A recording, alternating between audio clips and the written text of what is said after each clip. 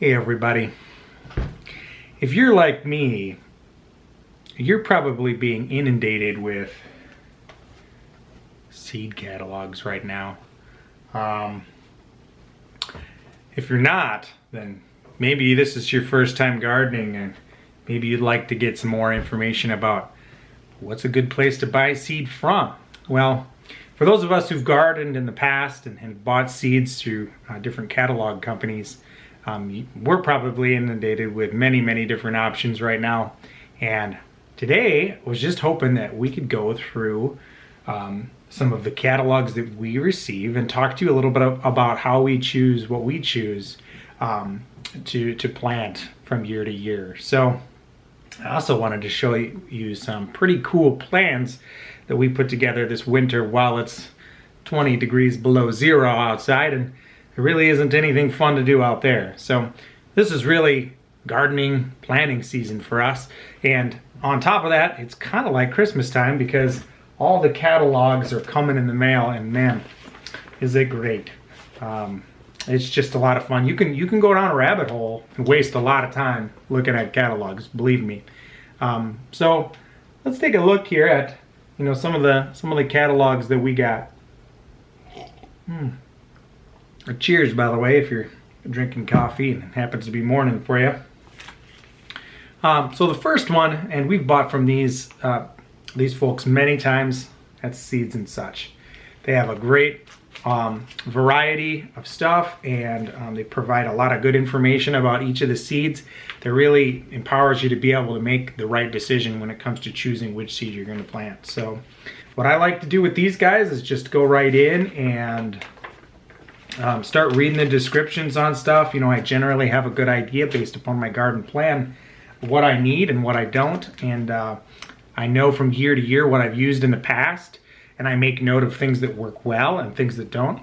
So I always try to reuse, or I have a control, if you're in the testing world, as to what works the best, and then I'm always trying something new to see if it does better or if it produces better results that I'm looking for. And we're always sort of improving our stock every year.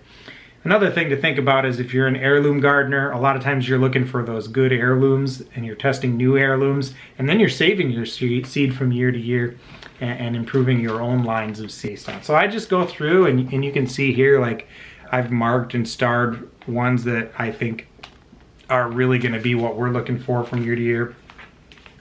One thing to note, most seed catalogs are going to come with something like this. This is your handy dandy zones for climate. And in the United States here, you can see that Minnesota is solidly in the zone 4 region there.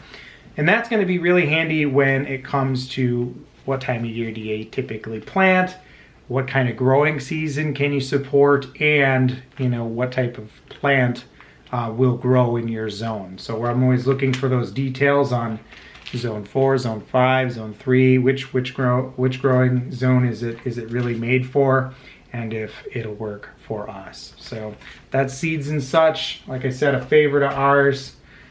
Here's another one, Pine Tree. Never tried them before. Then you have sort of your Walmart, I guess you could call it, of seed catalogs. Burgess. Ton of variety, really good prices, but sometimes it's touch and go on the quality.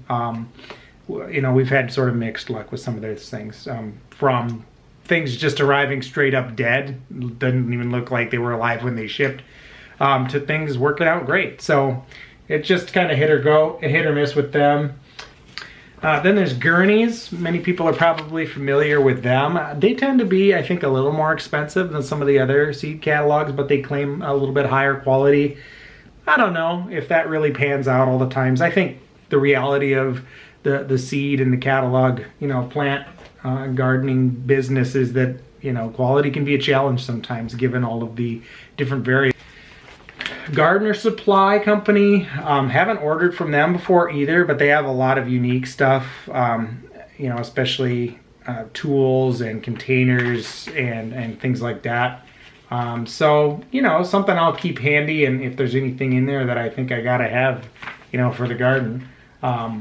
Saw a really interesting thing in there recently, like a potato rack or something like that for storage, which could be handy. And then Jung, this one we ordered from this year, and this was primarily related to our fruit trees and fruits in general, plants and raspberries, that kind of thing. They have a lot of variety. They specialize in live plants, and they're right here next door in Wisconsin, so we thought we'd give them a try. And then here's one that I haven't ordered from either. This one seems really good. Johnny's, tons of, I mean, this is sort of like the Costco of, you know, whatever. Not necessarily buying in bulk, but I mean, they really have pretty much everything. If you can't find it in here, you probably don't need it for gardening unless you're getting into like really large scale kind of things. But lots of supplies, tools, equipment, row covers, and then just up and down the board in terms of seed availability. Some of it's a little higher cost, but really I think a good supplier for market gardeners and people like that.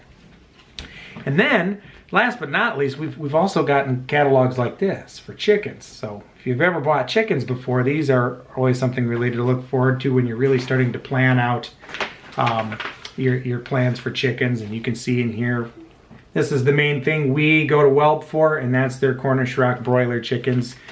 They're just really great quality. They really yield a great a bird at the end of the season. Their health is usually pretty good, and we've had great luck with them on pasture raised systems as well. Yeah, so whelp's one of our favorites is too. Many of you may be familiar with Murray McMurray's. We've never ordered from them before. They're a little farther south. So whelp's right here in Iowa, so another next door neighbor. And then Hoover Hatchery as well is another one we've used in the past, both of which are really good. So let's take a look a little closer at our garden plan and then see what we're gonna need for this year. So here's our garden plan, and this is what we do from year to year. You might be fancier and do it on the computer or something like that and keep track of it year after year that way. But basically, I like to draw it out, and you can see this is our new garden space. And in terms of what we have planned, so it's 100 feet long by 30 feet wide. This is the outside fence here, and then this is the bed area, and then each one of these bars represents a different row. So you can see here we got sunflowers, tomatoes, many different varieties, summer squash, cucumbers, zucchini, cabbage, carrots, lettuce, broccoli, all kinds of different things in here. Onions, yeah, more stuff, peas. Let's see, what else? I can't see it very well through the camera. But potatoes and sweet corn. So those are kind of a new thing we're going to be doing this year that we haven't done a whole lot in the past. My dad used to raise sweet corn a lot, so we'd always go down there and get a ton of sweet corn for all of our freezing needs. So that was always good. So we're going to try to do that this year. And then you can see here on the bottom, sort of, I make a note of what we already have based upon our supply down here that we have.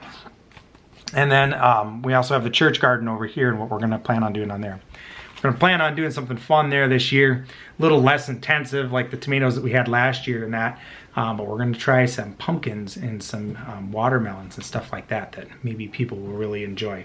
So that's our garden plan. And on top of that, when we were getting ready to order from Jung, I'll also put together my orchard plan. So here you can see this is our house. This is the south facing side of our house.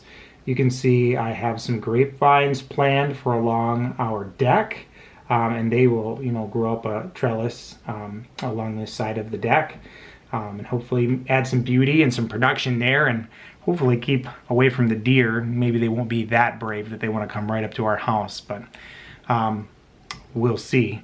Jury's out on that. And then you can see plums and pears and apples and cherry trees. And then we even got a couple of nitrogen fixers in here that are kind of part of trios. And then also other things like elderberries, raspberries you can see here. And then this kind of takes into account a little bit the spacing and that kind of stuff we need. So that's how we plan that out. And then once I had that plan in place, then we go to our catalogs and make our choices. Now, what we usually do is we go through each catalog, choose the things we want, and then we head over to the catalog's website and order from there. So next, we'll take a quick look at that and see what they have. Okay, so here you can see we're on the Seeds and Such website. You know, really quite a nice website. We like it. It's really easy to use.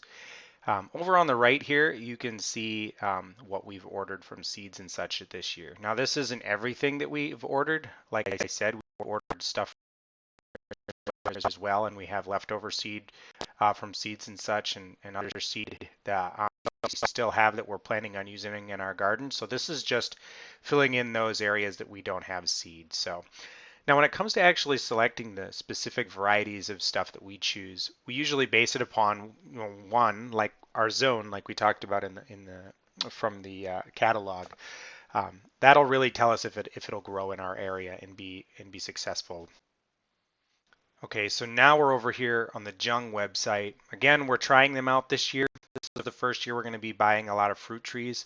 In the past, we've bought some of our fruit trees on our last property at our local farm store. They have some in the spring, good deals.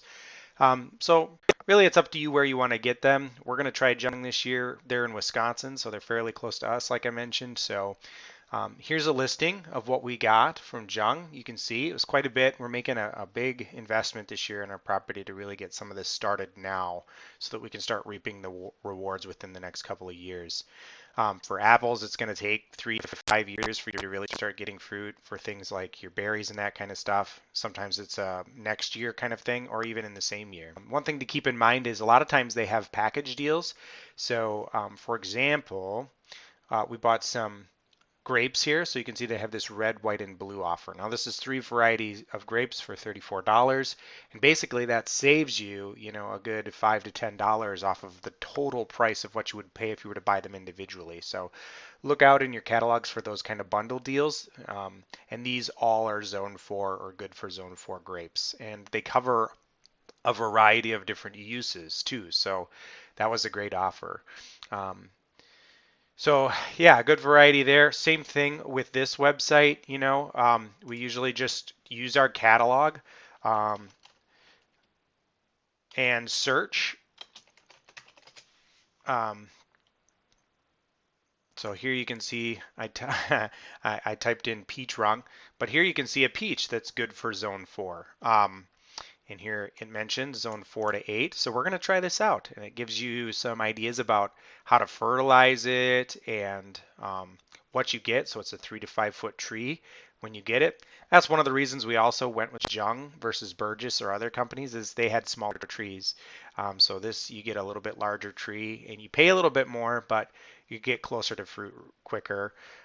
There are some trade-offs with an older tree with the root ball and that kind of stuff. So just look out for that kind of thing. So here's just a quick shot at the sites that we use. Again, you can see free shipping on orders over $100. So it really works out pretty well in the end.